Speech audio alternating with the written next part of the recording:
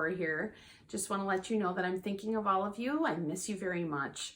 And I want to share a little bit about what I've been doing since I've been home. We have been playing a lot of cards at my house. This seems to be the thing that makes everybody happy. You can play in a group, you can play by yourself, and it is something there's a game I want to share with you today in my new series called Fun for One. But before I get to that, I want to tell you a couple of other things that I've been doing. First of all, when this whole stay-at-home order first started, I went online right away and I looked up authors and different activities that were free, that weren't usually free, and I found so many things I really liked. One of them was author Mac Barnett had created on his Instagram page a book club show, and where he reads a book every single day at around noon, I think it is. He reads a book, and he is just a really funny guy. I've really enjoyed listening to him read his books. So I ordered one of his hats. He had a fundraiser going on, and this book, by buying this hat, I was able to support indie, that's smaller business publishers and other authors. So I just thought it was a really neat thing that he was doing, and he was just making time fun for kids. So if you have parents that have an Instagram account, definitely look up Mac Barnett, M-A-C-B-A-R-N-E-T-T. And you probably remember some of Mac Barnett's books in our library. So look for me with my new hat on in some of my videos. That'll come later. So now on to our very first episode of Fun for One. In Fun for One, you'll see things like ideas on how to make special treats. You'll see special games and other crafty activities you can do by yourself. The idea is that you shouldn't need the help of an adult, and you can do this even if you don't have brothers or sisters or other people in your house, because I know many of you right now are stuck at home and you're running out of ideas, running out of things to do. And I know that there are countless games you can play with cards. The great thing about cards is that you can buy these at the dollar store for $1. And actually, I find that those are the best decks around. Many of the decks out there are expensive. You don't have to pay a lot of money for a good deck. And I will say that this is my favorite deck because it's kind of well used. This one has been around in our family a while, and I'm going to show you today how to play a new game of solitaire. Well, it's new to me. It's called Round the Clock Solitaire. So check it out. Okay, folks, I told you today I was going to show you how to play a game of solitaire called Round the Clock. And we're going to set up the cards to look just like a clock face. So what I like to do is I like to start with my 12 o'clock card up there and my 6 o'clock. I'm gonna make sure I have enough room, so I might have to adjust this. My 3 o'clock over here, my 9 o'clock over here. And I may have to adjust as I go, but I like to make sure I have 12, 3, 6, and 9 o'clock.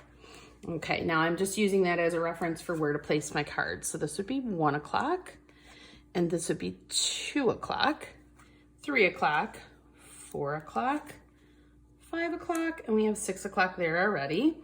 7 o'clock, 8 o'clock. I'm going to adjust that a little bit. I don't want the cards to overlap at all. And then 9 and 10 and 11. Okay. And if you're like me and you like your cards to look perfectly symmetrical, you can adjust.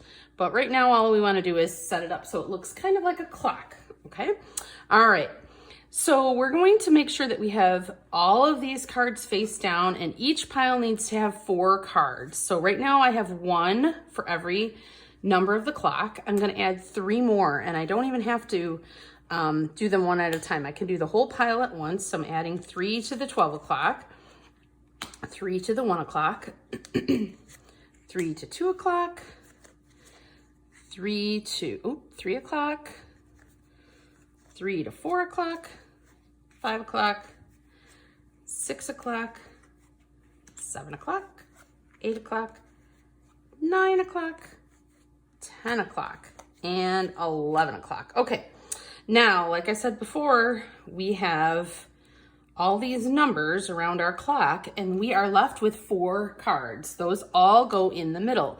Now, if you think about the numbers or face values on the cards in a deck of cards, you have the ace, which is a 1, a 2, a 3, a 4, a 5, a 6, a 7, an 8, a 9, and a 10. And beyond 10, we have what we call face cards. So then we would have Jack, and we would have Queen, and that leaves just your kings.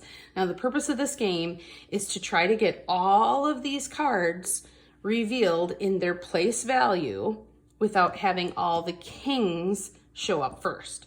So as I flip these cards, and you're going to see how this works in a second, I put the card value where it belongs on the clock face, and I put it underneath the pile, and I just pick the next card. All right, so let me just go ahead and start playing, and we'll see if you can catch on. Okay, here we go. Start in the middle by flipping the very first card in the center. Now that's a 7. So if I look, I have 1, 2, 3, 4, 5, 6, 7 o'clock. I'm gonna put that underneath the pile, and now I get to flip that card up because that's the pile I went to, and that's the 3 o'clock. 1, 2, 3. I'm gonna put that one underneath and flip that top card. And then I have a 9 o'clock. Well, I'm gonna go over here, go to my 9 o'clock, flip the top card. I have a queen, and I remember queens are at the top. That is like my 12 o'clock right there. Put it on the bottom, flip the top card. I have another 9, that's good. Haven't had a king yet. We have a 10. I'm gonna put that on the bottom, and we just keep going like this until we flip up a king. No king yet, yay. So we have an 8. That's gonna go there. It can go as fast, this game can go as fast or as slow as you want it to. That was a 10. Ooh, I got my first ace. Here we go. Oh, I got another ace right in the same pile. That's convenient. All right, then I got a 5. And as you go, you might have to readjust your piles a little bit. Get a little messy, especially if you're going fast. I have 7. 7 goes here. Ooh, I have my third ace. You'll see what happens when we get a full pile. 8. 8s are over here. And I have a 5. Ooh, I'm doing really good this time. Normally by now I'd have at least a couple kings. And a 6. Just fix that a little bit. 6 o'clock we know is straight at the bottom on a clock. And then we have 4. My first 4. Oh, I have another queen. And remember that's 12 o'clock. So then I'm gonna flip that one over, another 6. Flip that. I have an 8. Wow, this is a really good game. I was afraid I was gonna be wiped out right away. That's a 9, and I'd have to do it again. 10, and a 2. I haven't had one king yet. This never happened. Oh, see, there I go. So now that I have a king, it goes in the center again, just like the other piles, and I flip up. Okay, I have a queen.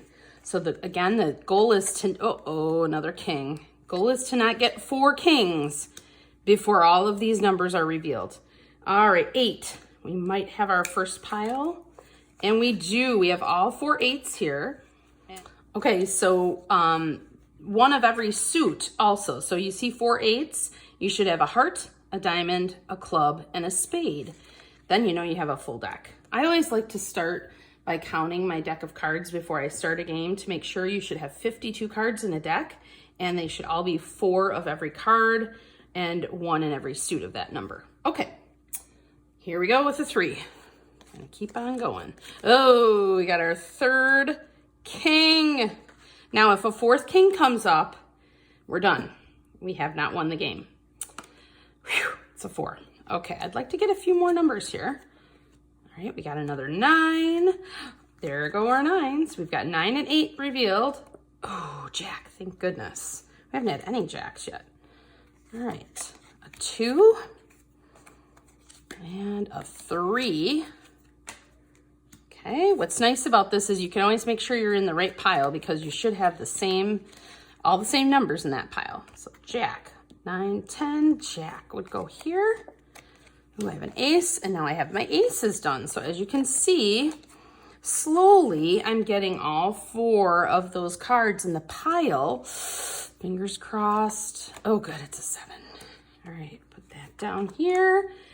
Now it's getting kind of nerve-wracking. I'm down to my last card for king. Ah, okay, that is the end of the game for me.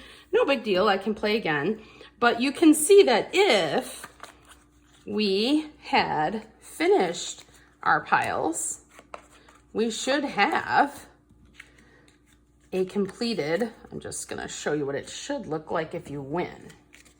We'd have one from every number on the clock. Again, we have to use our imagination and pretend the jack is really an 11. Oops, oh, that there.